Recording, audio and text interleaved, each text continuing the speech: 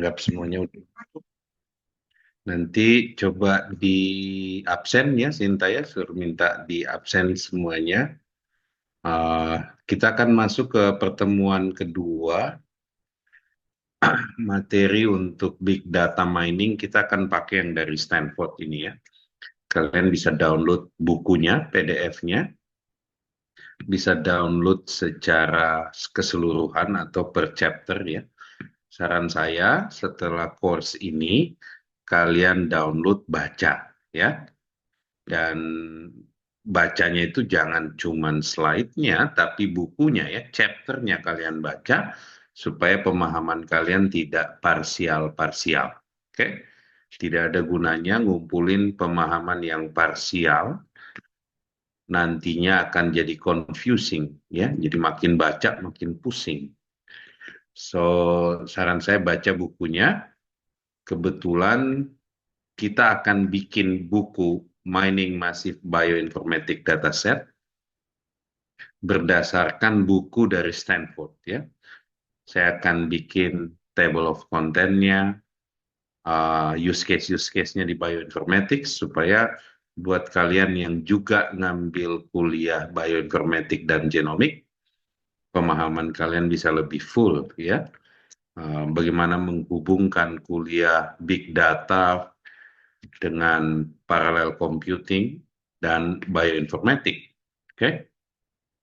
So saya lagi coba bikin table of content-nya. Mudah-mudahan mulai minggu depan bukunya sudah mulai ada seperti yang ada di bioinformatik dan functional genomic. Oke, okay? Pelan-pelan aja.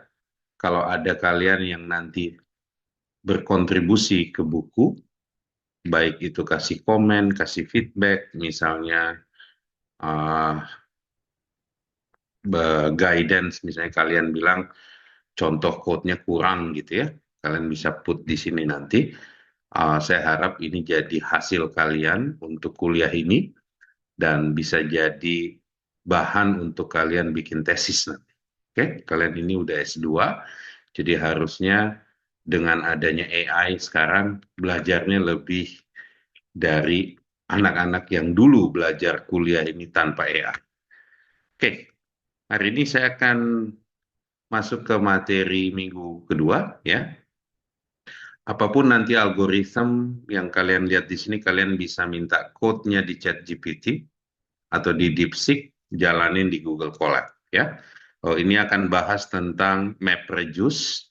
Sekarang udah jarang dipakai MapReduce ya, karena orang udah lebih sering parallelizing code menggunakan high performance computing dan GPU.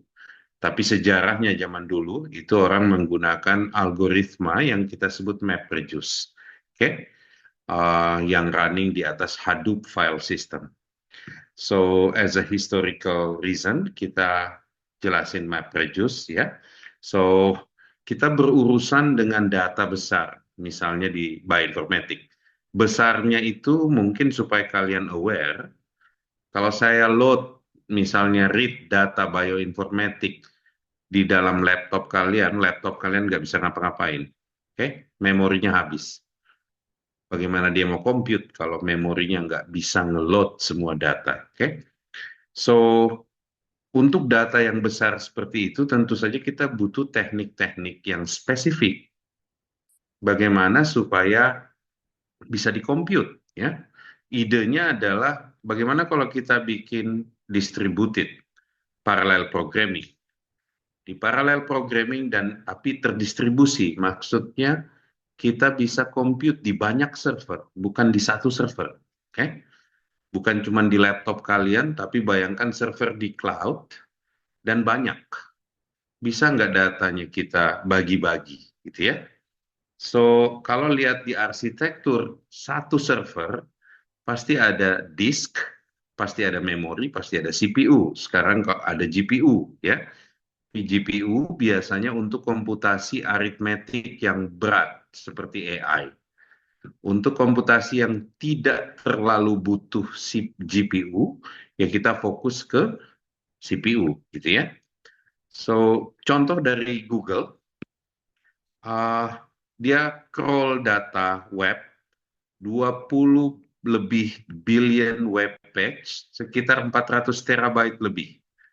Oke, laptop kalian mungkin 500 gigabyte, 1 terabyte. Ini 400 lebih terabyte. Kalau satu komputer cuma bisa baca 30 sampai 35 megabyte per second, 4 bulan untuk baca data ini. Ya, dan mungkin kalian butuh 1000 disk atau hard drive ya. So kita berhubungan dengan data yang sangat besar sehingga kita butuh cluster ya. Kalau kalian masuk ke Google Data Center, kalian akan lihat banyak sekali server yang setiap servernya itu sebenarnya satu single node, disk, memori, dan CPU digabungin. Oke? Tentu saja data akan berpindah-pindah antara setiap node, jadi dia butuh switch. Switch-nya juga harus cepat, ya. Jadi diatur dalam rak, dia punya server-server node terhubung dengan switch, ya, yang high speed switch untuk bisa mengcompute. Kira-kira kalau kalian masuk ke data center kayak begini bentuknya, ya. Ah, mungkin kalian nggak lihat sekarang ini, tapi saya dulu waktu seumur kalian sering tidur di tempat-tempat kayak begini karena server kita ada di dalam sini. Oke, ruang server ini pasti temperaturnya dingin. Kalau nggak dingin nanti komputernya cepat panas dan cepat rusak. Jadi dia temperaturnya harus dingin. Oke, so large scale computing yang kita maksud dalam data mining itu sulit ya untuk pakai laptop kalian. Jadi memang harus server side. Untungnya sekarang kita punya cloud ya. Challenge-nya adalah bagaimana kalau kita setup di cloud, bagaimana kita implement distributed computing. Oke? Dan juga kalau kita setup sendiri, mesinnya bisa rusak, hard disk-nya bisa rusak. Kalian harus ganti hard disk, CPU bisa rusak ya. Sehingga bagaimana kita manage distributed computing, saat ini jawabannya di cloud. Oke? Nanti kalau saat kalian bekerja, company tempat kalian bekerja ngasih kalian cloud, kalian bisa pakai cloud seperti AWS, Amazon, Google, ya, atau Microsoft Azure. Mereka punya unlimited compute nodes yang ada di cloud yang kalian bisa pakai dan configure. Oke, saya lanjut.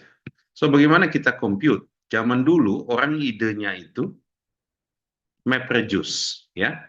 Ini sebenarnya engineer-engineer di Google, kayak Jeff Dean dan teman-temannya, itu yang bikin arsitektur pertama, Hadoop File System. Google bikinnya Google File System atau GFS, ya. Programming modelnya dia pakai MapReduce.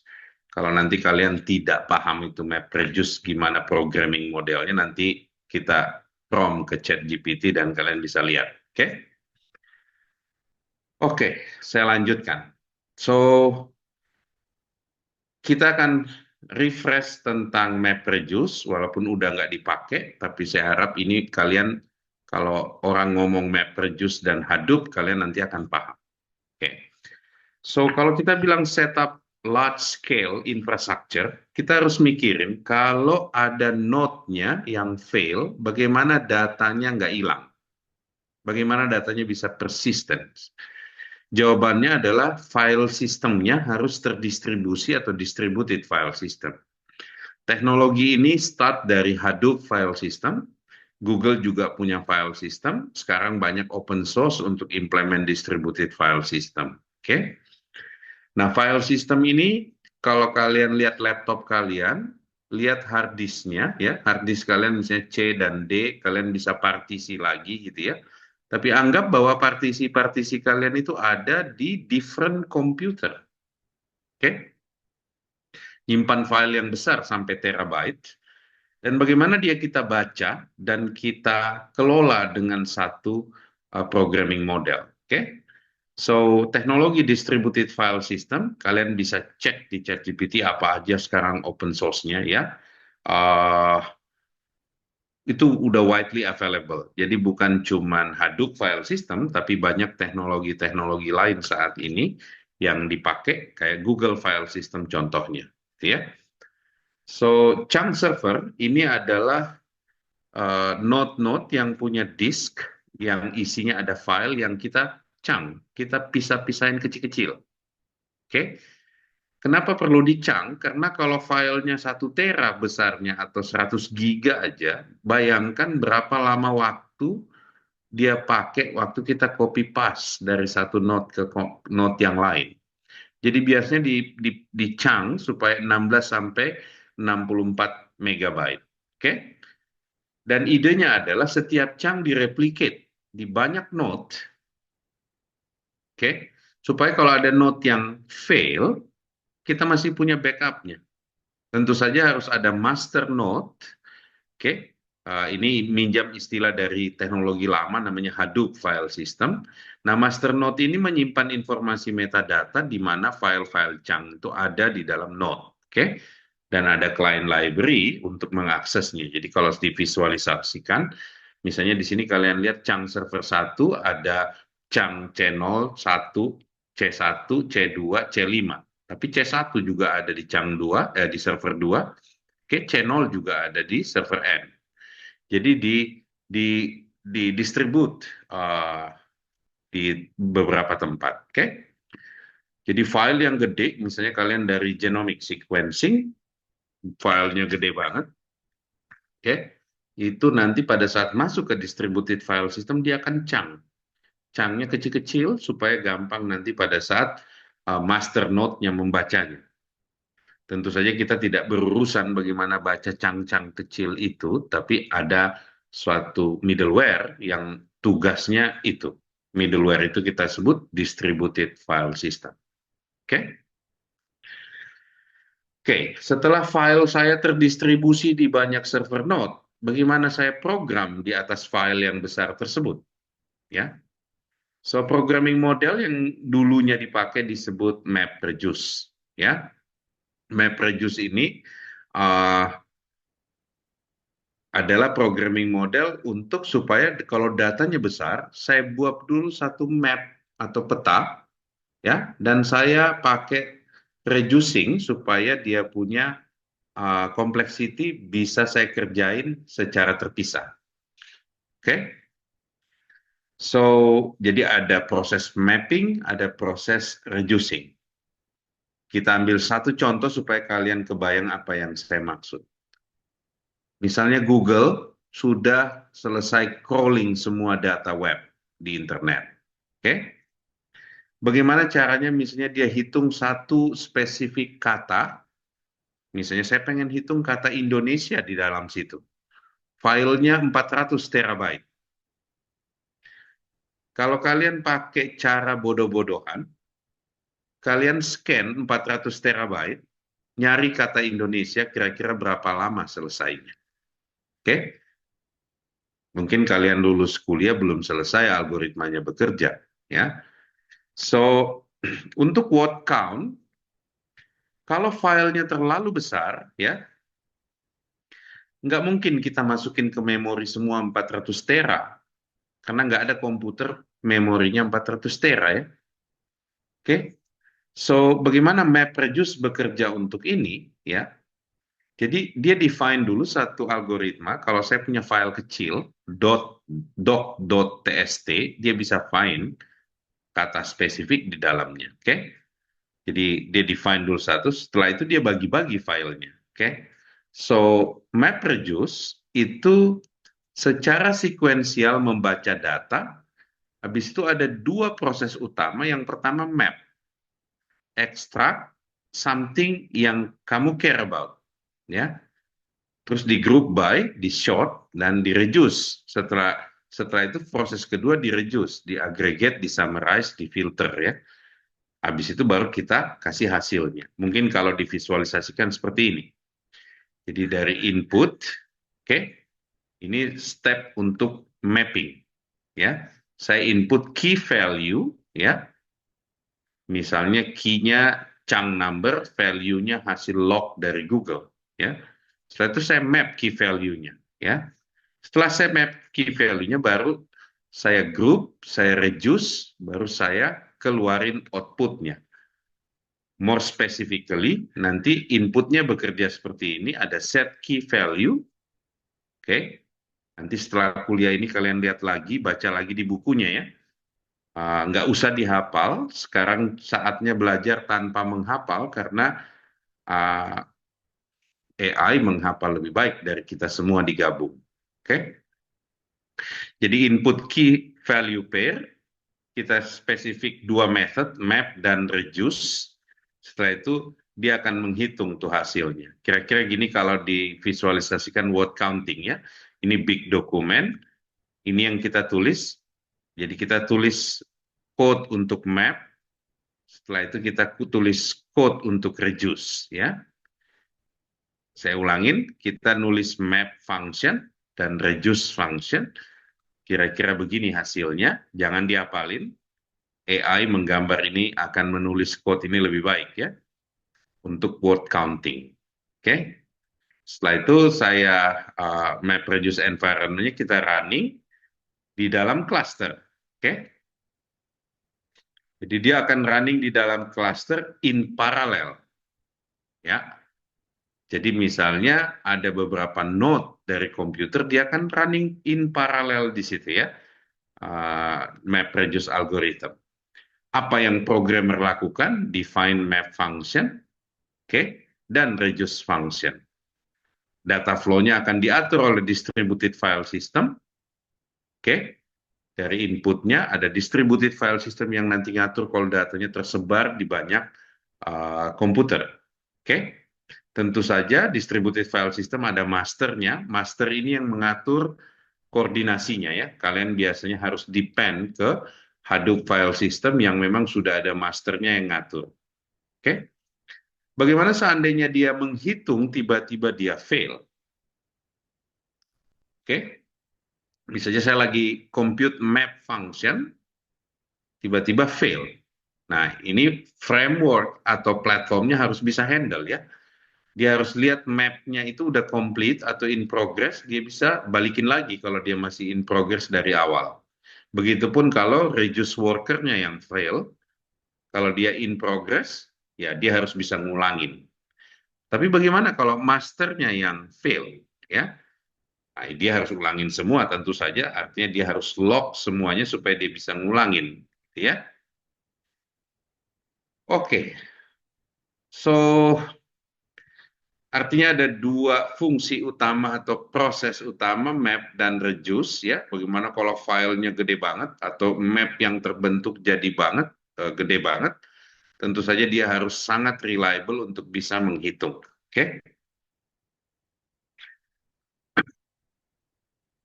oke. Sekarang kita coba implement simple map reduce menggunakan Python ya. Nanti di buku ini kita akan menggunakan Rust ya. Saya pengen kalian language independent. Setelah ngerti konsep MapReduce, kalian kebayang dan kalian bisa utilize AI untuk belajar lebih lanjut. Oke? Uh, saya coba buka chat GPT. Kalian bisa pakai DeepSeek kalau belum punya chat GPT yang berbayar. Saya pakai yang versi O1. Oke? So, saya akan bikin program simple untuk running di Google Colab. Make a simple synthetic data set for word counting map reduce program. Okay, from that synthetic data, make a Python code to implement map reduce algorithm for word counting. Okay, utilize common library for MapReduce and write the working code. Oke, so kalian udah tahu bahwa uh, ada algoritma MapReduce namanya. Kita akan bikin sintetik data karena kita nggak punya data. Nanti kalau kalian penelitian, kalian akan punya data. Tapi saya pengen nunjukin bahwa, oke, Di sini dia pakai library namanya MRJob ya. MRJob ini map reduce. Oke. So, lihat. AI sekarang nulis code lebih baik. Misalnya saya bilang ini datasetnya dikit banget ya. Uh, make bigger dataset. Oke. Nanti kita harus buka Google Colab. Oke.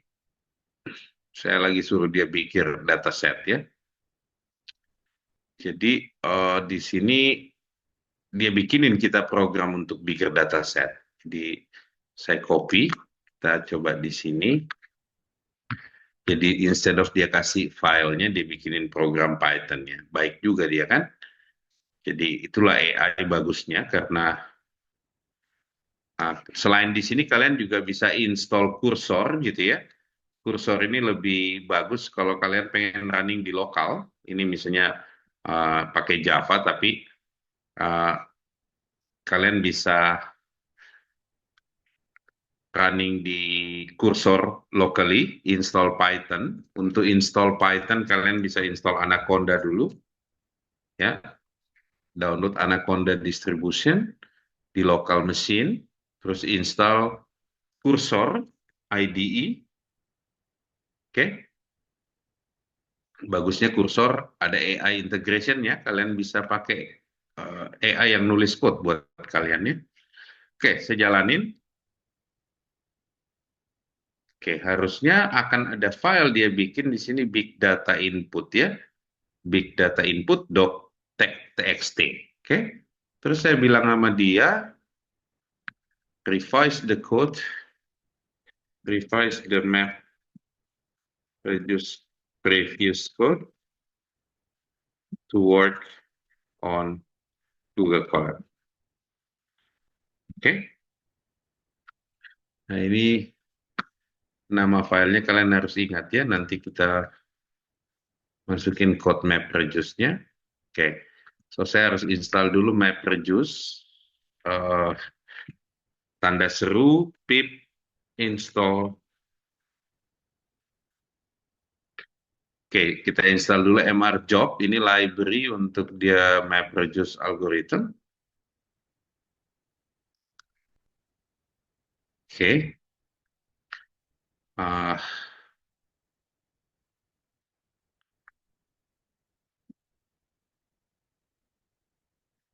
Oke, ini code-nya untuk MapReduce ya.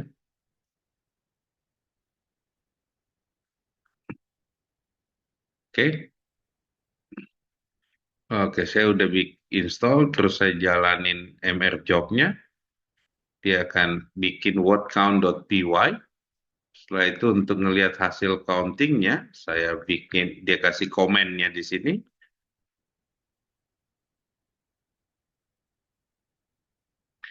Oke, inputnya big.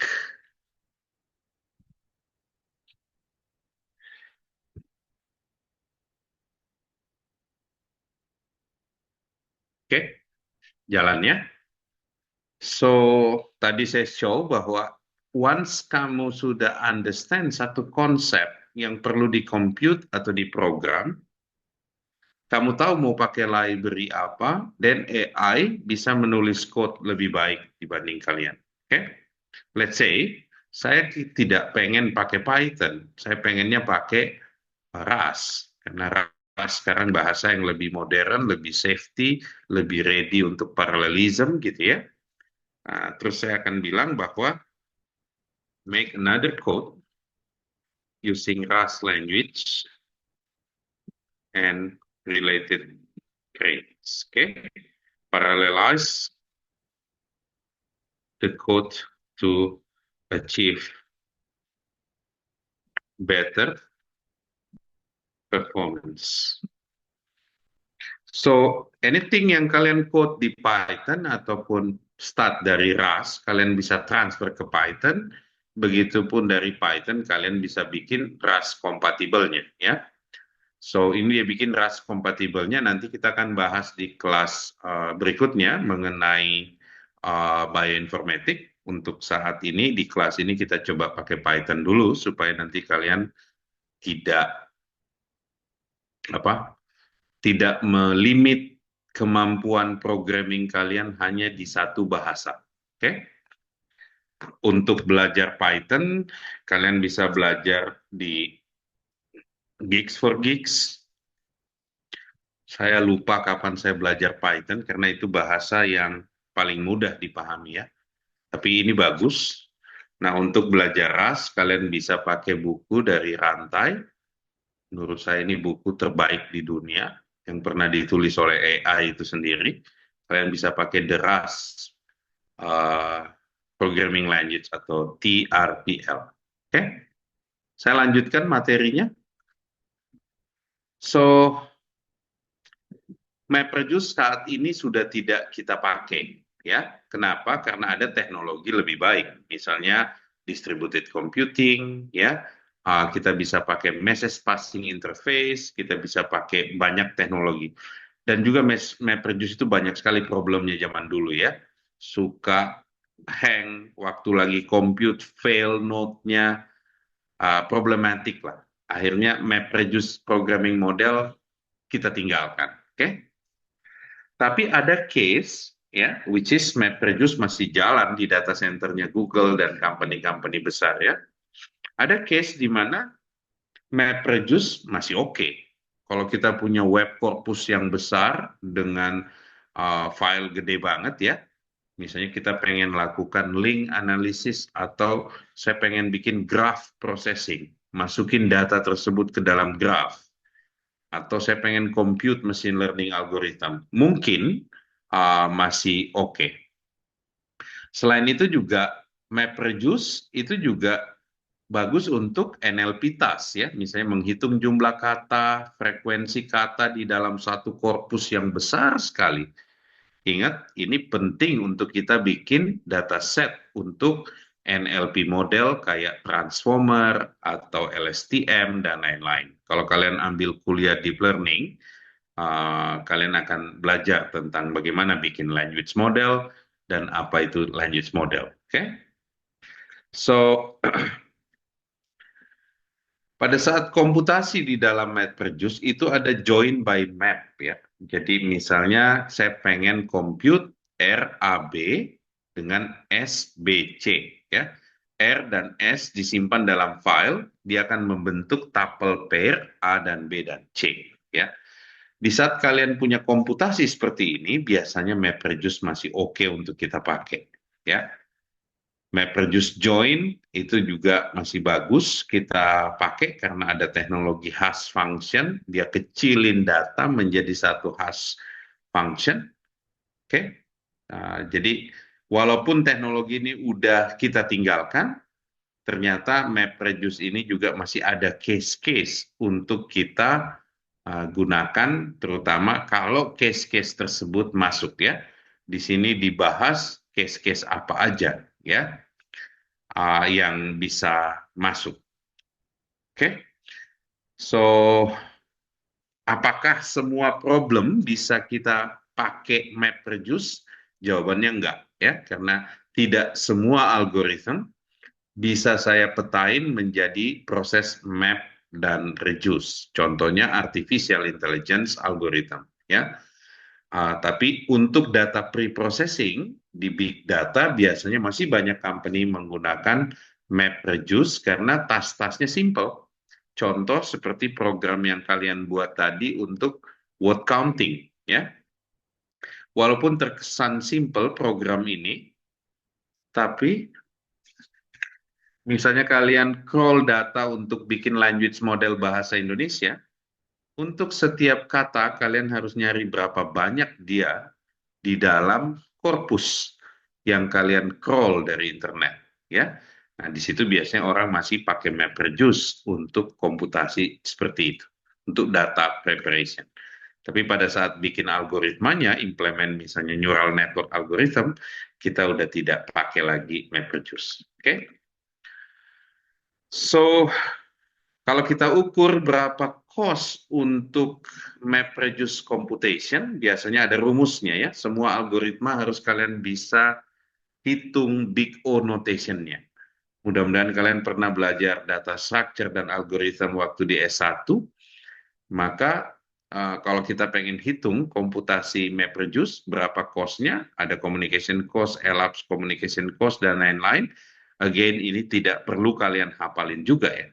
Once kalian punya AI, hal-hal seperti itu bisa dihitung sama AI. Misalnya kalian bilang, analyze the complexity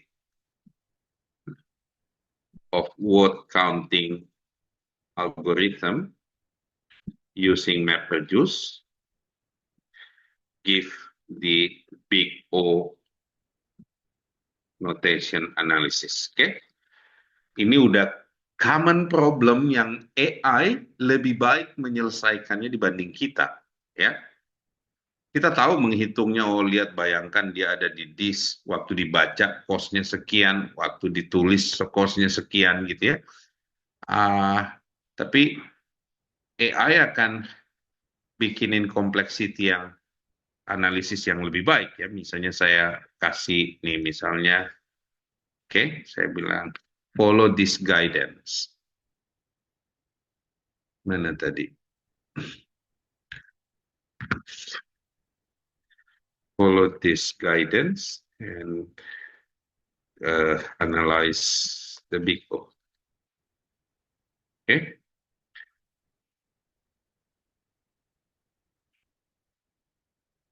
So, kalau kalian kasih hint, dia akan hitung big O, notation-nya lebih baik. Oke. Jadi, hilangkan kebiasaan belajar sambil menghafal sekarang ya, karena AI menghafal lebih baik. Kalian belajar untuk understand, which is itu akan lebih comfortable buat kalian, lebih nyaman ya. Jadi, selama kalian ngerti konsep yang ada di buku dan di PowerPoint, kalian selalu bisa minta analisisnya yang lebih jauh. Oke, saya lanjutin. So, untuk cost analysis, once kalian tahu how the technology work di saat di dalam komputer, dan kalian bisa pakai AI tools untuk mencari best practice dalam menghitung atau menganalisa total cost of MapReduce join. Ya. Oke, materinya sudah selesai sampai di sini ya.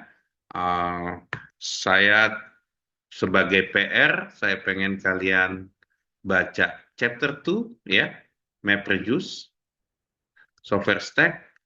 Di sini ada chapternya. Sekarang juga kalian kalau membaca buku udah bukan kayak zaman saya ya. Zaman saya dulu saya lebih senang baca buku pakai printed book ya. Kayaknya zaman kalian lebih senang pakai PDF book ya. So, apakah kalian bisa skip buku? Jawaban saya sama sekali tidak bisa kalian skip buku ya. Karena kalau kalian cuma lihat dari PowerPoint yang ini, berapa banyak saya mampu dari teks bikin PowerPoint. Oke. Buku ini chapter 2-nya 60 halaman. Berapa banyak missing information. Oke.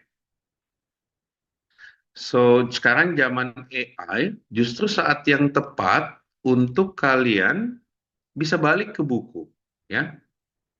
Terutama kalau kalian S2. Once kalian baca buku, kalian bisa lebih komplit pemahamannya dibanding kalian cuma lihat blogs atau lihat PowerPoint gitu ya.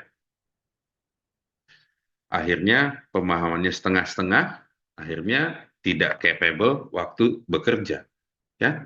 So, sebagai PR, kalian harus baca buku ini, tapi tidak usah dihafalin. Oke, dibaca chapternya. Kalau ada yang nggak ngerti, tanya ke ChatGPT. Kalau kalian butuh code, minta ke ChatGPT. Kalau ada persamaan matematik, ya, yang menurut kalian penting, kalian tandain, ya. Mungkin nanti kalian butuh di saat kalian nulis paper atau di saat kalian apa nulis tesis, gitu ya. Bisa sarankan kalian baca bagaimana arsitektur dari MapReduce program, di mana ada input data, ada map worker, ada reduce worker, oke, di deploy dalam suatu bentuk cluster, oke. Oke, ini bagus sekali buku ini ya. Mudah-mudahan kalau kalian baca dalam perjalanan di semester ini kita bisa deliver buku kita sendiri, Mining Massive Dataset di bioinformatik pakai RAS. Oke, kita belajar dari buku MMDS tadi dan kita akan bikin buku yang memang kita butuhkan di bioinformatik. Oke, so materi hari pertemuan kedua udah selesai. Kita masih ada waktu 20 menit. Silakan kalau kalian mau bertanya atau ada yang mau belajar praktikal lebih jauh untuk nyiapin misalnya Google Colab atau Python, silakan. Kita masih punya waktu 20 menit.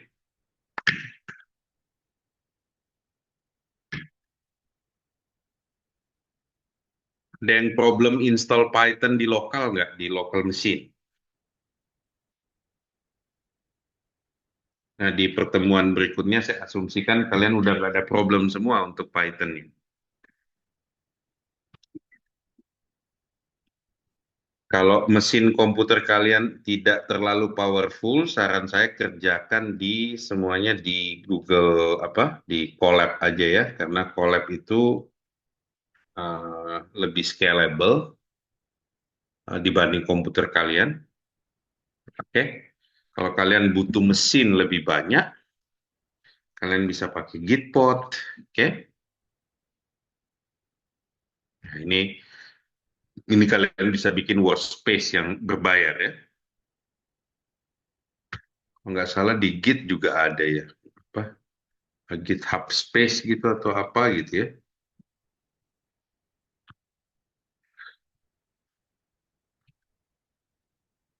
Code Space. Ya, kalian juga bisa pakai Code Space. Oke, untuk IDE kalian bisa pakai ini ya, kursor. Dengan kursor, kalau kalian ada code kayak gini, kalian Command L, kalian bisa minta Java code-nya di sini. Explain. Bentar, saya tambahin. Ini kemarin sama Sofi nih. Ajarin Sofi bentar. Oke, kalian bisa minta make sample code to compute to implement word count using Java. Kemarin Sofinya belajar bahasa Java jadi. Oke, ini kalian bikin pakai Java. Jadi dia udah integrate dengan AI-nya. Oke, so jangan takut soal code-nya, understand matematiknya, understand algoritmenya, sehingga kalian bisa generate code. Tapi kalau kalian generate code, make sure code-nya kalian paham sebelum kalian bisa compile. Apa ini ya? Oke, ini code Java, jadi saya harus save jadi word count ya. Java itu ada aturan nama file program harus sama sama. Oke, setelah itu saya bisa compile. Ini word count. Oke, saya rasa nanti di zaman AI ini ah ah, coding itu udah trivial ya. Oke, proses coding itu kan kalian udah punya konsepnya kalian turn ke language dan kalian execute. Nah, orang yang nggak punya konsep atau nggak ngerti konsep, ya dia nggak tahu juga code itu apa. Akhirnya dia menghafal code. Ya, jangan sampai kalian kayak begitu waktu belajar bioinformatik maupun belajar data mining. Jadi understand dulu matematiknya di sini, konsepnya, code-nya nanti kalian bisa generate pakai any language. Ya, di dalam kuliah kita di UI, kita akan pakai dua language. Satu Python dengan alasan bahwa gampang di understand, banyak contoh code-nya. Tapi kita juga akan pakai sistem language, pakai RAS, dengan alasan bahwa suatu saat nanti kalau kalian bekerja mau bikin produk robotik atau produk IoT atau on the cloud, kalian bisa optimize code-nya di system level, di low level, untuk membuat produk yang baik. Jadi kita akan belajar pakai Rust di kuliah uh, yang lain. Oke, saya stop. Nanti saya ngomong terus, kalian nggak ngomong. Silakan kalau ada yang mau bertanya. Ini udah pada ngerti semua atau saya terlalu cepat? Gimana? Di sini ada teaching assistant, Sinta. Kalau saya terlalu cepat, kalian minta waktu sama Sinta. Pagi atau ini ya. Atau kalian masih bisa ngikutin semuanya? Nih, coba. Ani, aman? Kamu masih bisa ikutin? Iya, Pak bisa. Halo, suara saya Ya. terdengar ya Pak? Ya. Iya, bisa Pak. Christine, Christian.